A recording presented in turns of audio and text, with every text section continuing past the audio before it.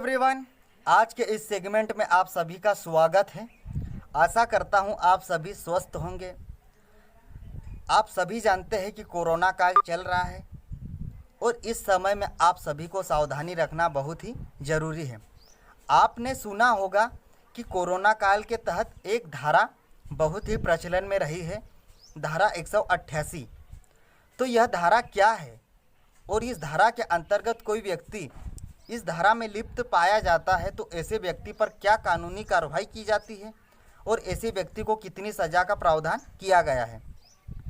आज इस वीडियो में हम इसी टॉपिक पर डिस्कस करेंगे। तो आइए देखते हैं भारतीय दंड संहिता की धारा 188 क्या कहते हैं।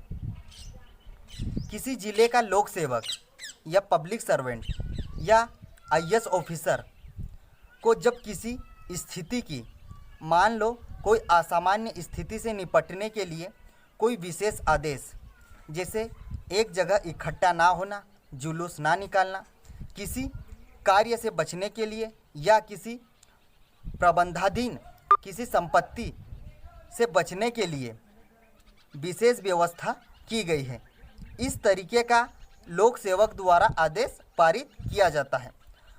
तो लोक सेवक द्वारा पारित किसी आदेश का अगर कोई व्यक्ति उल्लंघन करता है तो उसके लिए क्या सज़ा के प्रावधान किए गए हैं, आज इस धारा में हम यही डिस्कस करेंगे।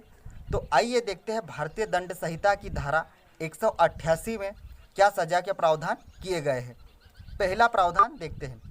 अगर कोई व्यक्ति सरकार द्वारा या किसी अधिकारी द्वारा या लोकसेवक द्वारा पारित किसी आदेश का उल्लंघन करता है या कानून में लगे हुए किसी अधिकारी या कर्मचारी को नुकसान पहुंचाता है तो ऐसे व्यक्ति को कम से कम 1 महीने की जेल या 200 रुपये जुर्माना या दोनों से दंडित किया जा सकता है। दूसरे प्रावधान के अंतर्गत अगर कोई व्यक्ति सरकार द्वारा, लोकसेवक द्वारा पारित किसी आदेश का उल्लंघन करता है जिससे सुरक्षा व्यवस्था, मानव जीवन या स्वास्थ्य पर प्रतिकूल प्रभाव पड़ता है तो ऐसे व्यक्ति को कम से कम 6 महीने की जेल, 1000 जुर्माना या दोनों से दंडित किया जा सकता है। इन दोनों प्रावधानों के अंतर्गत व्यक्ति को जमानत मिल सकती है। अभी हमने देखा इस धारा के अंतर्गत लिप्त व्यक्ति को कितनी सज़ा का प्रावधान किया गया है। अब देखते हैं इस धारा के अंतर्गत लिप्त किस व्यक्ति पर कानूनी कार्रवाई की जा सकती है।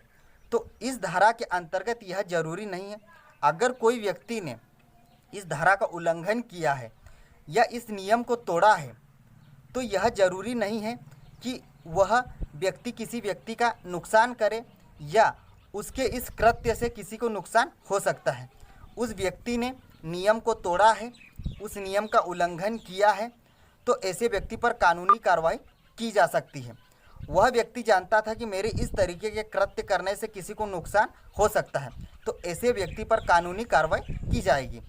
इसको एक एग्जाम्पल द्वारा समझ लेते हैं। मान लो कलेक्टर ने यह आदेश पारित किया, 188 की धारा उन्होंने पारित कर दी। इस धारा के अंतर्गत अब कोई व्यक्ति जुलूस नहीं निकाल सकता या भीड़ इकट्ठी नहीं कर सकता, पर इस आदेश का उल्लंघन करते हुए मान लो कोई व्यक्ति या संगठन जुलूस निकालता है, रैली करता है। वह व्यक्ति जानता है कि कोरोना काल चल रहा है और मेरे इस तरीके की रैली या जुलूस निकालने से यह संक्रमण फैल सकता है, किसी अन्य व्यक्ति के जीवन पर प्रभाव पड़ सकता है। यह सब जानते हुए अगर वह व्यक्ति इस तरीके की रैली या जुलूस निकालता है तो ऐसे व्यक्ति पर आईपीसी की धारा 188 के तहत अपराध दर्ज किया जाएगा और उसे दंडित किया जाएगा। तो दोस्तों, आज हमने यह महत्वपूर्ण टॉपिक आपके साथ डिस्कस किया है। अगर यह जानकारी आपको पसंद आई हो तो मेरे चैनल को सब्सक्राइब करें, लाइक करें, कमेंट करें और शेयर करना ना भूलें। Thank you.